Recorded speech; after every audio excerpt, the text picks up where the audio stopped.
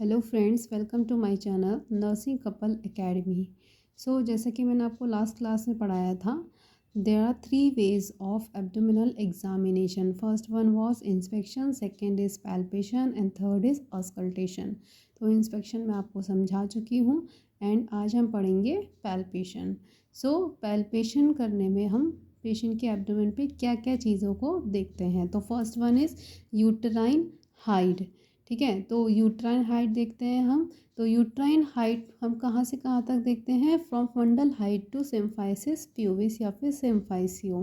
ठीक है, fundal height से लेके वहाँ पे हम अपने एक हाथ को फील करते हैं कि फंडस कहाँ तक है, देन फील करके हम उसकी हाइट को देखते हैं। अब वो हाइट हम बाय द मेजरिंग टेप, मतलब कि इंची टेप के थ्रू भी हम देख सकते हैं एंड बाय द फिंगर्स भी हम मेजर कर सकते हैं कि फंडल हाइट कितनी है या फंडल या फिर वीक्स कितने चल रहे हैं, वो हम बाय द फिंगर चेक कर सकते हैं।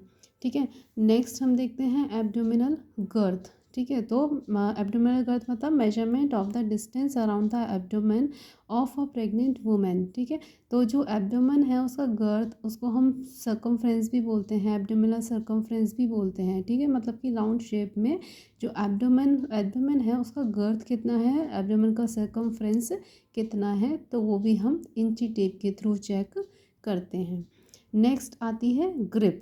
तो ग्रिप भी 4 तरीके से होती है। First is fundal height, first is फंडल grip, second is lateral grip, third is folic grip and fourth is pelvic grip. तो जो फंडल ग्रिप होती है वो, जैसा कि मैंने आपको बताया, फंडस ऊपर की तरफ होता है, तो वहाँ पे हम फील करके अपर एरिया में, अपर साइड में हम फंडल ग्रिप चेक करते हैं। तो फंडल ग्रिप हम क्यों करते हैं? To determine what part of the fetus occupies the fundus, मतलब कि फंडस में फीटस का कौन सा पार्ट ऑक्यूपाइड हो रखा है, ये चेक करने के लिए हम फंडल ग्रिप देखते हैं। फंडल ग्रिप में क्या हो सकता है? The breech will be broad, non non ballotable and soft, the head will be hard and ballotable. मतलब कि जो फंडस है वहाँ पे क्या हो सकता है? या तो ब्रीच हो सकता है, ठीक है, या फिर क्या हो सकता है कि ब्रीच के अलावा क्या हो सकता है? बेबी का हेड हो सकता है। मतलब कि फंडस एरिया में ऊपर की तरफ या तो बटक्स प्रेजेंट हो सकते हैं बेबी के,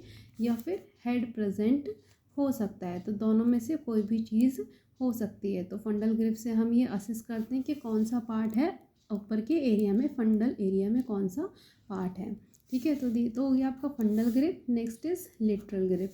लेटरल ग्रिप मतलब नाम से ही आपको पता चल रहा होगा कि साइड में, ठीक है, एब्डोमेन के साइड में असेसमेंट करना। तो वो हम क्यों करते हैं? To see which side the back is and which side the limb are. मतलब कि कौन से साइड में, पेशेंट के एब्डोमेन के साइड में किस हाथ पे क्या है। मतलब कि अगर बैक होगी तो हमें वहाँ पे क्या फील होगा? स्मूथ फील होगा। ठीक है, अगर लिम्ब होंगे मतलब कि हाथ पैर होंगे तो हमें नॉबी या फिर इर्रेगुलर मास हमको फील होगा।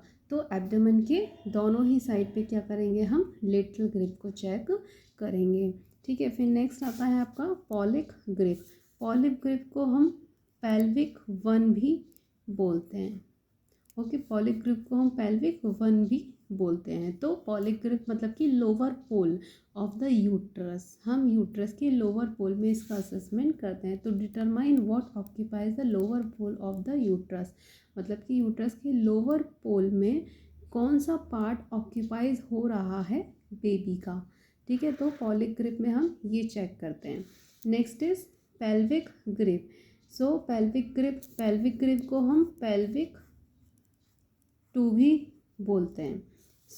If hands coverage head has not entered the pelvis, if hands diverge head has entered the pelvis. मतलब कि अगर हाथ क्या होते हैं? कन्वरेज होते हैं, तो हेड हैज़ नॉट एंटर, मतलब कि मिलते हैं हाथ एक दूसरे से, तो इसका मतलब अभी तक जो बेबी का हेड है वो पेल्विस में एंटर्ड नहीं हुआ है।